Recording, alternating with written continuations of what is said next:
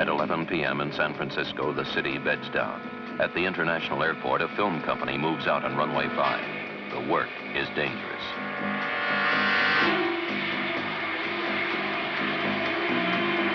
Three weeks later, north of the city, a man wrestles his machine through a bend. He started in films as an actor. Today, he's more involved, deeply concerned with light, deeply concerned as a filmmaker. He's Steve McQueen, and the film is Bullet.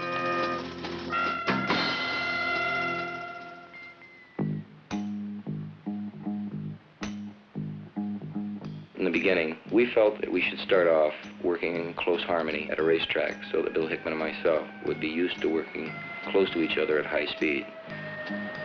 So we went out to Cotati Raceway up above San Francisco and worked at high speeds at well over the ton mark.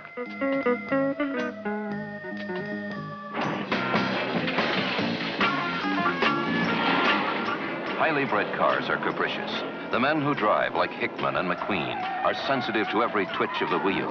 They react with strength and pinpoint timing. It was very hairy, and that's something that I'd want to do real quick. Steve McQueen works by instinct, reflex, unconsciously concealed know-how. Above all is his reverence to authenticity. This is the story of his commitment to truth. The electric atmosphere of the city's biggest, busiest hospital is given an extra jolt when one of its wards turns into a location for the solar production of Bullet. The thing we tried to achieve was not to do a theatrical film, but a film about reality. So we did shoot actually in a hospital, and instead of using actors for doctors, we used doctors. Instead of using actresses for nurses, we used nurses. 3 men on a hospital bed probe reality. Writer Kleiner, Steve McQueen, and director Peter Yates.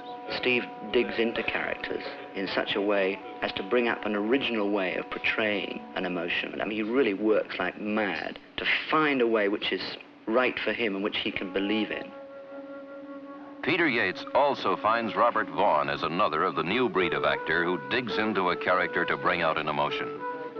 The operation that takes place in the film was done with an actor, of course, but done with real doctors. The feelings, the sensitivities that were in that hospital, this is the kind of a reality that's important in motion pictures. If you try to act it, it doesn't quite come across as if you're really doing it.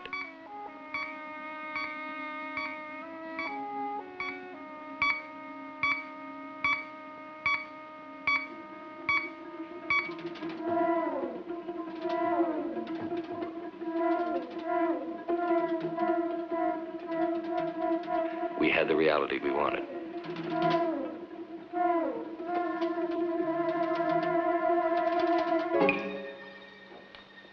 Doctor, I need your help. What is it? I want this kept open. If Chalmers finds out that Ross died, he's going to fold this up. And I want the man killed. I understand. I'll take the responsibility. All right.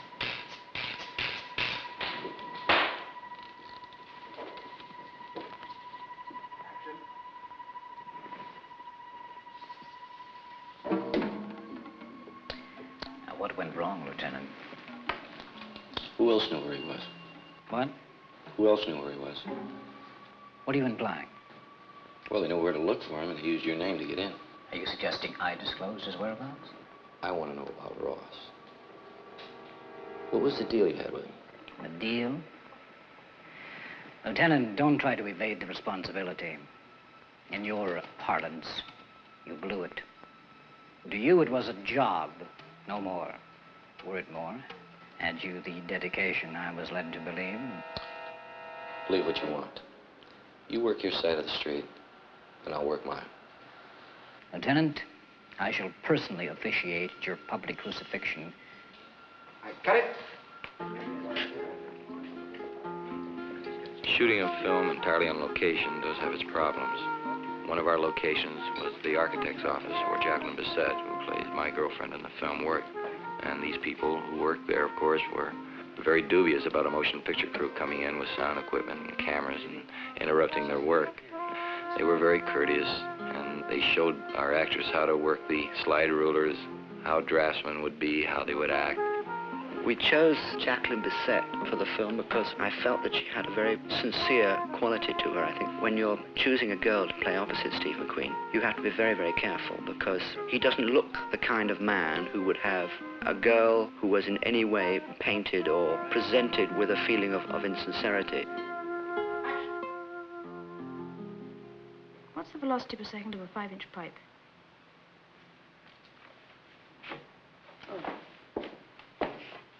Look to the extreme right. Now go down the column till you find 600. Got it. Now go across till you find the 5-inch pipe column. What does it say? 9.8. Now find me the loss in feet. In feet, huh? 1,800 velocity. Now find me 1,800 gallons per minute and the velocity per second of a 5-inch pipe. What? I lost my place.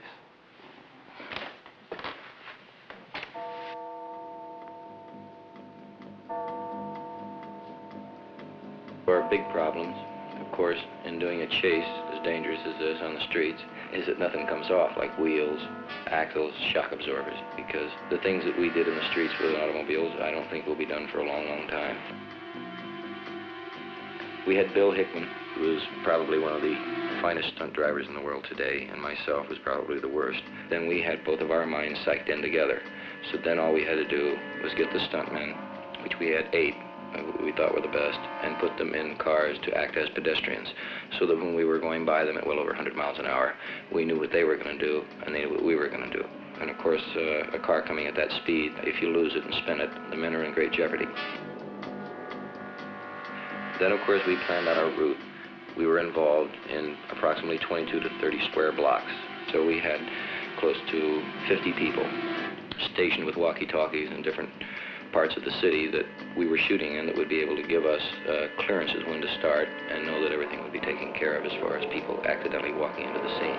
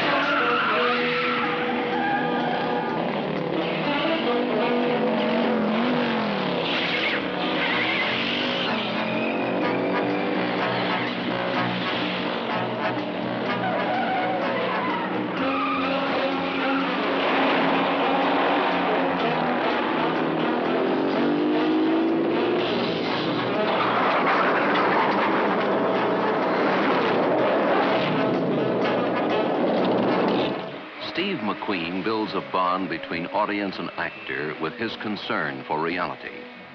He is using San Francisco for its one-of-a-kind atmosphere, the stark drama it lends to the film. We shot out on the runway, and this again was fairly dangerous because I had to get in front of the airplane and lay flat on the ground and have the wheels go over me. And of course, it had shock waves that lifted me off the cement and slapped me down.